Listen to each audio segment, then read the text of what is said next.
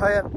I'm here at the North Gare, or the Gare, whatever it's called. It's a pier, which is a breakwater for the River Tees, just past SinkHole in Hartlepool, which is where the canoeman lived. Anyway, why I'm here is I'm photographing for the paper. Just over there, there's a big sinkhole appeared in the pier.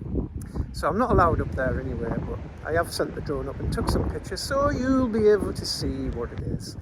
Anyway, you can see the sea underneath, so I wouldn't go and have a look because it looks a bit scary to me.